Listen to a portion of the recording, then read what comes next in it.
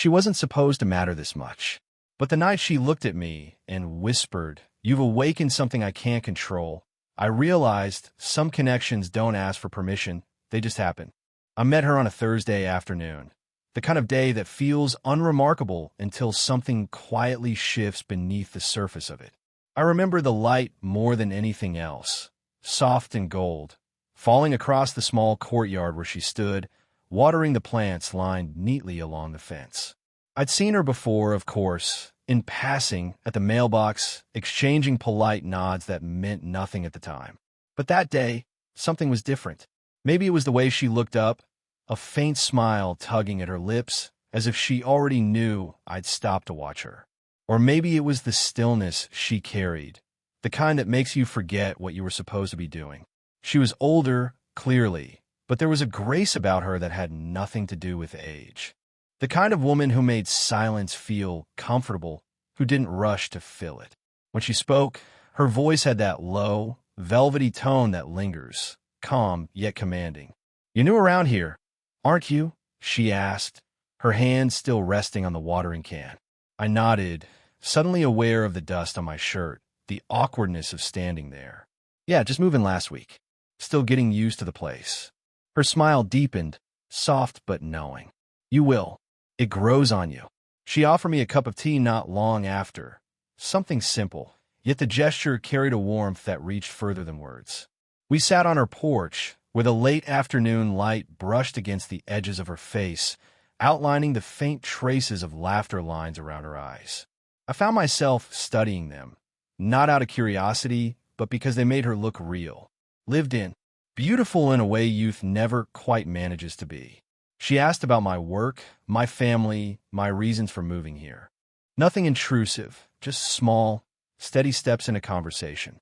I noticed how she listened, really listened, leaning in slightly, her eyes steady, as though every word mattered. The air smelled faintly of jasmine from the vines climbing up the porch railing. A breeze lifted a strand of her hair, and before I could think, I reached out, instinctively, to tuck it back behind her ear. The touch was brief, accidental almost, but it left something behind. A trace of warmth, an awareness that hadn't been there before. She didn't flinch, didn't pull away, just looked at me for a moment longer than she needed to. And in that small pause, something inside me shifted. It wasn't attraction, not yet. It was recognition, the quiet kind, like meeting someone you didn't realize you'd been waiting for. When I left that evening, she waved from the porch, the setting sun painting everything in soft amber. I remember thinking how strange it was, how one afternoon, one simple conversation, could linger in your mind long after it's over. I didn't know it then, but that moment, her smile, the sound of her voice, the stillness between us, was the beginning of something neither of us could name yet. Something that would slowly, gently, start to change everything. After that afternoon on her porch, our conversations became a quiet routine. Not planned, not promised, but expected all the same. It started with simple moments. Her waving from the garden when I left for work, me stopping by with groceries she'd forgotten to pick up, or her asking for help to fix something small around the house. A loose curtain rod, a flickering porch light. They were excuses, maybe, but neither of us called them that. I began to notice the small rhythms of her life. The way she hummed softly while trimming her plants. How she always kept a second mug on the counter, as if expecting someone to share her tea. And how her laughter, that low melodic sound, filled the air with a kind of ease I didn't realize I'd been missing. Sometimes we'd talk about nothing. The weather, her garden, the stray cat that refused to leave her doorstep. Other times, our conversations lingered a little deeper. She told me about her past, about how the years had shaped her into someone both strong and cautious.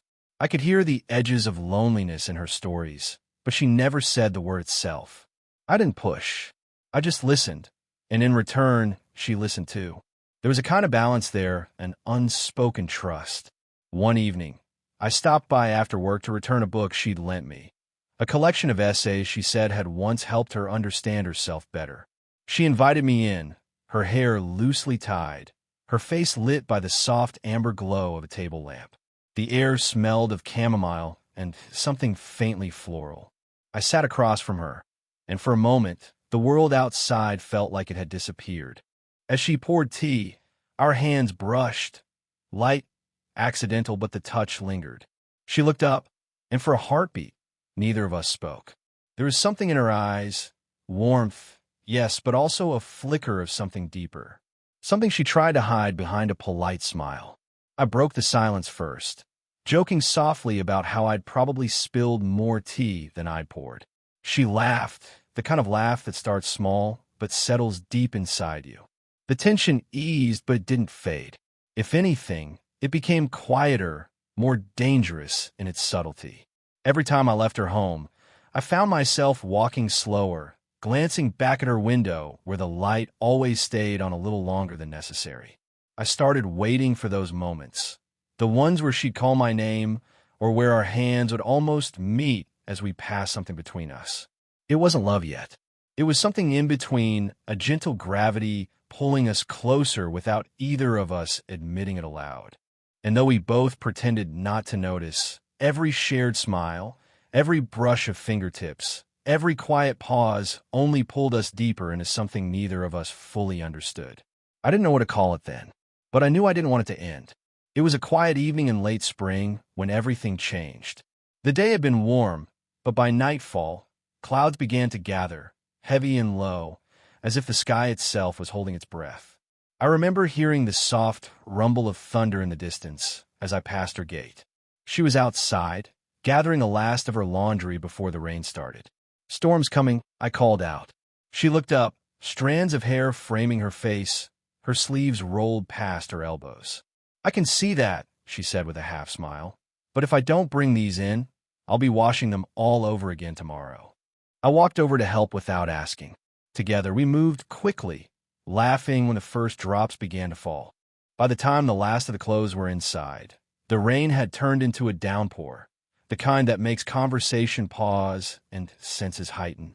She motioned for me to come in, and I followed, shaking the water from my hair, the sound of the storm filling the silence between us. Inside, everything felt different, warmer, closer. The soft glow of a lamp in the corner threw golden light across the room, and the rain pressed against the windows like a heartbeat. She handed me a towel, our fingers brushing again, that same faint electricity that had followed every accidental touch before. "Sit down," she said softly. "You'll catch cold." I sat on the couch, the fabric cool against my skin. She made tea, her movements calm but slower than usual, like she was aware of something in the air too. When she joined me, the space between us felt smaller than it ever had before. We talked at first about nothing important, the kind of talk meant to keep things simple, safe. But then her tone shifted. She spoke about her past again, this time more openly, about loss, about how people drift away, not always because they want to, but because life demands it. Her voice trembled once, just slightly, and before I could think, I reached out, resting my hand gently over hers. She didn't move away. Instead, she turned her palm upward, her fingers brushing against mine, tracing the edge of my knuckles with a softness that felt like both a question and an answer. The silence that followed wasn't awkward. It was full, alive, like the air right before lightning strikes. I could hear the rain, smell the earth, feel the warmth of her skin under my fingertips. When she finally looked at me, her eyes were different, less guarded, more vulnerable. "You're kind," she said, almost to herself, kinder than I expected. I didn't know what to say, so I just held her gaze, the world outside fading into the rhythm of rain. Something changed in that moment, quietly, irrevocably. It wasn't spoken, but it was felt. A line crossed not through words or intention, but through the stillness of shared understanding. And when I left later that night, with the scent of rain still on my skin and her voice echoing in my mind, I knew nothing between us would ever be the same again. After that night, nothing between us looked the same, though we both pretended otherwise. She still waved when I passed her garden, still smiled when we met at the gate. But the air between us carried something new, a pulse neither of us dared to name. I found myself hesitating before knocking on her door. rehearsing small talk to cover what we both felt but refused to acknowledge. She, too, seemed careful now, her eyes lingering a second too long before she looked away, her words softer, measured, like she was walking across a fragile bridge. It was strange how the silence between us could say more than words ever could. When I saw her one morning, kneeling by her flower beds, the sunlight caught the side of her face, and I caught myself staring. Not because she was beautiful, though she was, but because she looked unreachable, like something I could only admire from a distance. We spoke about ordinary things, the weather, the neighbor's noisy dog, the storm that had left puddles across the street. But beneath it all, there was a quiet ache, an unspoken acknowledgement that we'd both crossed into something we couldn't retreat from. Sometimes, in the evenings, I'd catch sight of her through the window, reading, a cup of tea beside her, a faint smile on her lips. Other times, the light in her home would stay off, and I'd wonder if she was trying to distance herself, to build walls neither of us wanted to face. When we did talk, our conversations had grown slower, heavier. There was a pause before every response, as if we were both searching for safer ground.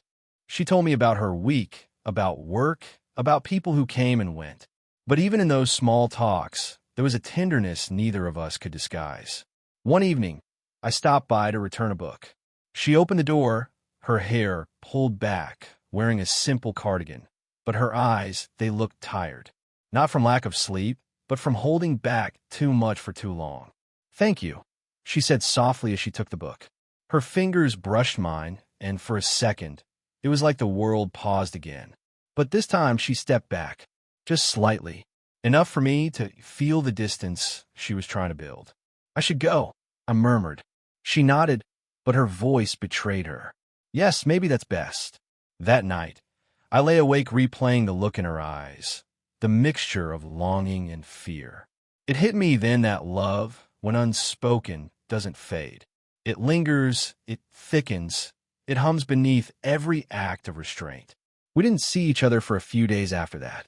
The absence felt heavier than silence, like waiting for a storm you already know is coming but can't stop. And though neither of us said it aloud, we both knew that the distance wasn't protection. It was denial, a fragile shield against something already too real to undo. The days that followed felt heavier, slower, as if the air itself carried the weight of everything left unsaid. I tried to stay busy, work, errands, meaningless tasks meant to distract, but my thoughts kept circling back to her, to the sound of her voice, the way her hand had trembled when she took the book from me, the silence that followed me home that night. It was late on a Sunday when I saw her again. The world outside was quiet, the kind of stillness that settles after dusk when the streets are empty and the air feels softer. Her porch light was on, casting a golden pool across the steps. Without thinking, I found myself walking toward it. She opened the door before I could even knock, as if she'd been waiting.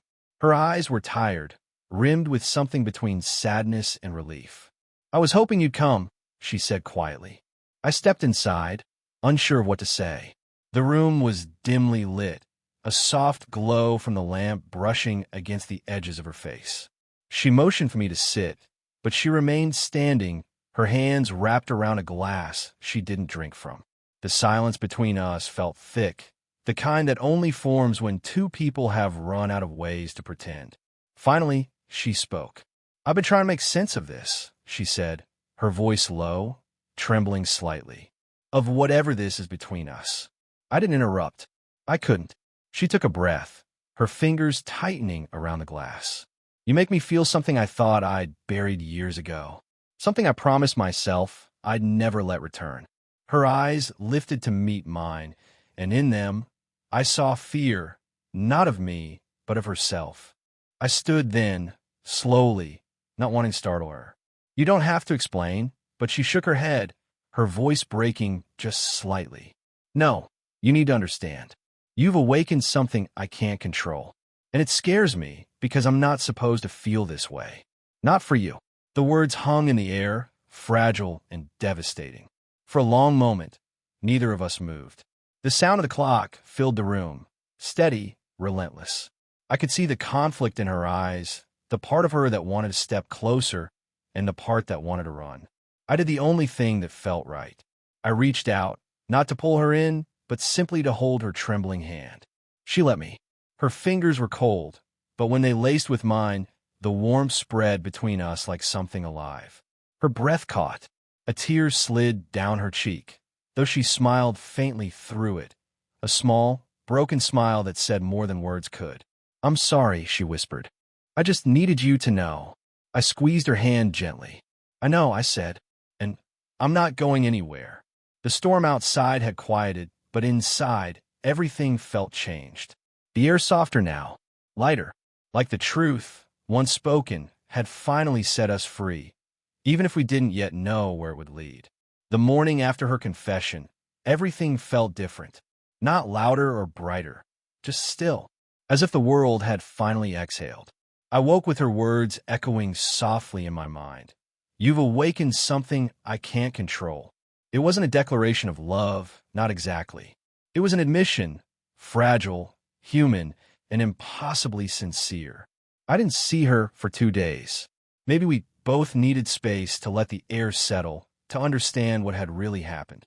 I replayed that night again and again, her trembling voice, the way her eyes glistened when she spoke. There had been fear in her, yes, but also relief. The kind that comes when the truth finally escapes the heart's cage. On the third evening, I saw her again. She was sitting on her porch, a blanket around her shoulders, watching the sunset paint the horizon in soft hues of orange and rose. I hesitated before walking over, unsure of whether she wanted company, but when she looked up and smiled, the hesitation vanished. "Can I sit?" I asked. She nodded, her eyes warm. Of course. We didn't speak for a while. The quiet between us felt different now. Not heavy, not awkward, but peaceful. The breeze carried the faint scent of rain-soaked earth, and somewhere in the distance, a bird was singing the last notes of the day. "I've been thinking," she said finally, her voice gentle, "about what I said that night." I turned to her, but she kept her gaze on the horizon. "You don't have to apologize," I said softly. "I'm not," she replied. "For once, I don't want to hide behind reason. I just want to understand what this really is." I took a slow breath. Maybe it doesn't need a name. She looked at me then, really looked, and the lines around her eyes softened. "You make things sound simple," she whispered. "Maybe they are," I said, smiling faintly. "We care about each other. That's all I know." She didn't answer, but she reached out, placing her hand over mine. It wasn't the trembling, uncertain touch of the night before. It was steady now, quiet, warm, full of trust. We sat like that, as the sky deepened into dusk. She told me stories, little fragments of her life she'd never shared before. The things she'd lost, the people she'd loved, the dreams she'd quietly let fade over time. I listened, not because I had answers, but because her voice felt like truth itself, imperfect, beautiful, real. At one point, she laughed softly and said, "You know, it's strange. I feel younger around you, but not in the way people think. It's not about time. It's about remembering how it feels to be seen." That stayed with me, because in that moment, I realized love isn't always a beginning or an ending. Sometimes it's simply being seen by the right person in the right silence. When I left that night, the world felt calm again. The tension that once defined us had softened into something deeper, quiet understanding, gentle companionship. The storm had passed. What remained was the stillness that follows, tender, honest, and alive. Summer began to fade gently into early autumn. The air grew cooler, softer. Leaves along the path behind her house began to turn amber and gold, their edges curling as though the season itself was exhaling. Everything felt slower now, measured content. We had fallen into a new rhythm, not of longing, not of hesitation, but of quiet companionship. Sometimes I'd join her in the garden, helping her trim the fading blooms. Other days, she'd stop by with a thermos of tea and 2 cups, and we'd sit by the window watching the rain trace slow lines down the glass. We didn't talk about what had happened anymore. We didn't need to. The words had done their part. Now, there was only the calm that follows understanding. She no longer avoided my eyes, and I no longer tried to interpret every pause. What we had simply was. One morning, she knocked on my door with a half-smile and said, "You need to see something." She led me to her backyard. The jasmine vine that had once clung to her porch was blooming again. Late in the season, fragile but defiant. The scent drifted softly through the air. "Looks like it's refusing to let go," I said. She laughed quietly, brushing her fingers over one of the blossoms. "Maybe some things bloom when they're ready, not when they're expected to." For a while, we stood there, shoulder to shoulder, saying nothing. The closeness between us had lost its uncertainty. It was no longer charged with the ache of what-ifs. It had matured into something steadier, something that didn't ask for promises or definitions. Later that evening, we walked by the lake, something we'd started doing on weekends. The path was lined with fallen leaves, their crunch soft beneath our steps. The sky stretched out above us, streaked with silver and pale violet. She slipped her arm through mine, her touch light but sure. It wasn't about claiming or hiding. It was simply comfort, the kind that comes when two people stop pretending they're unaffected. "You know," she said after a while, her voice thoughtful, "I used to think the heart quiets down with age, that it stops craving things it shouldn't. But lately," she trailed off, glancing at me with a faint, knowing smile. "Lately?" I prompted gently. She looked ahead, her eyes soft. "Lately, I've realized the heart doesn't quiet down. It just waits for something worth beating for again." I didn't reply. I just tightened my hold around her arm, and she leaned into me, her head resting lightly against my shoulder. The breeze moved through the trees, carrying with it the faint sweetness of the jasmine that had refused to fade. For the first time in a long while, I felt completely still, not because life had stopped, but because it had finally found its rhythm. In her presence, I stopped searching for meaning. I simply began to feel it,